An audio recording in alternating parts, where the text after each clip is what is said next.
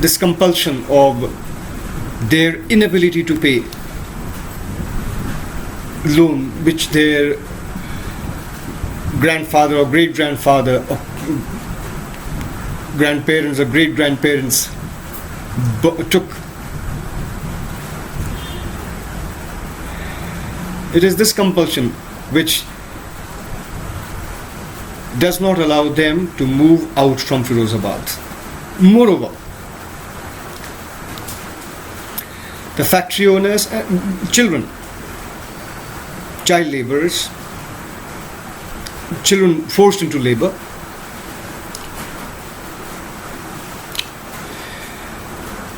people engaged in glass blowing industry, they come as a cheap labor. So the factory owner works in collusion with the local political leader, who directs the local police and the local administrative machinery to turn a blind eye to the fact that the practice of child labor is being practiced in a certain glass blowing industry in Firozabad.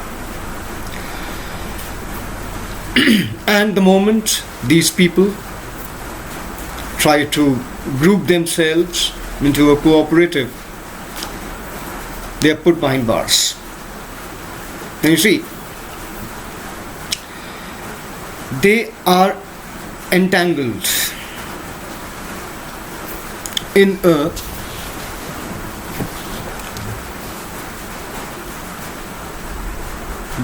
very wicked circle. They're entangled in it.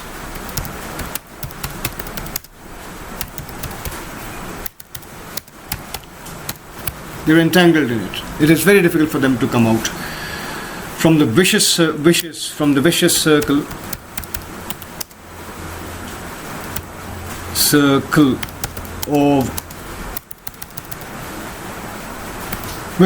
of saukars, moneylenders. It is very difficult for them to come out. Now,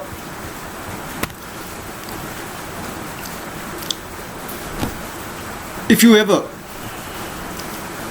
talk to any person working in glass blowing industry in Firozabad, he would give you to understand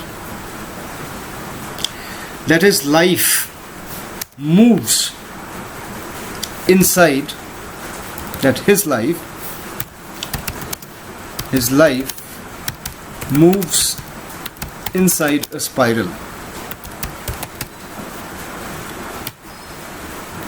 Inside a spiral.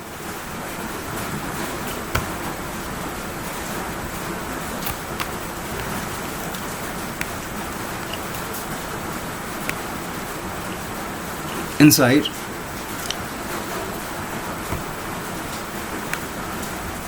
a spiral.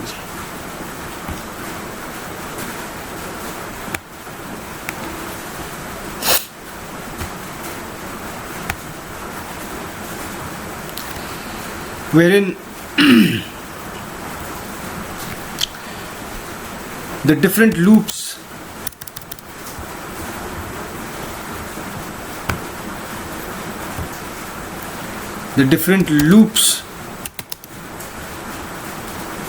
are made of one, greed, apathy, injustice, and poverty. So one loop is made of greed, the other one is of apathy, the third is of injustice, the fourth one is of poverty. Now whose greed, whose apathy? The greed of the local politicians, the greed of the factory owners. The factory owner bribes the local politicians, and the local politician directs the administrative machinery of the district under him to turn a blind eye. So this greed of the society at large. Here, the factory owners, the local politicians, their indifferent attitude, apathy is indifferent attitude. Their indifferent attitude, which is also referred to as callousness.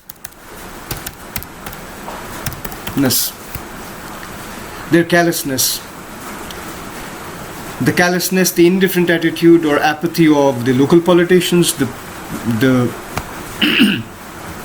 political leaders, the factory owners, results in these poor people being subject to injustice, and as a result they lead their life in abject poverty. Now this is very important, very, very important. So we come back to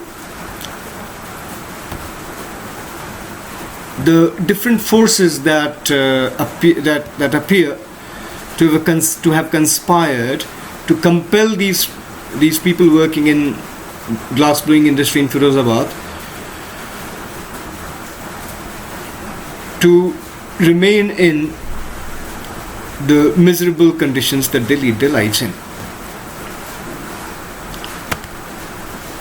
Obviously, the first factor is the first factor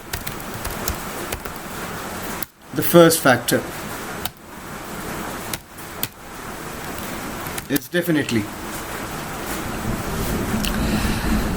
lack of education. Second factor is their belief in destiny. Third factor is an absence of leader. Fourth factor is the vicious circle.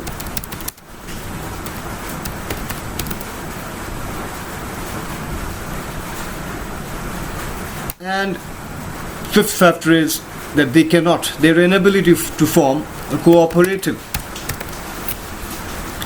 These are all different factors which force them to lead a life of grinding, abject poverty, wherein day in and day out they have to put in mind-numbing attitude. Yeah, another factor can be the mind-numbing attitude, the mind-numbing work. Mind-numbing work. As a result of mind-numbing work, they cannot take any initiative, or there is no one among them who can take an initiative. There is no one among them who can take an initiative and think of something different. There is no one among them who can think of, because mind is numb. They cannot think of any other they cannot explore any other prospect. So they say that their life moves in a spiral, wherein one loop is made of greed, the other loop is made of apathy or indifferent attitude or callousness of those who are actually meant to uplift them. As a result, they experience continual injustice and lead their lives in abject poverty. This particular chapter is also about the callousness of the immediate society towards the feelings of the underprivileged lot, the callousness, the indifferent attitude, the apathy of the privileged lot towards those who are not privileged. So it is through these two real life accounts that the author wants to bring home the fact that we, the privileged people, should be sensitive to the needs of the underprivileged sections of our society.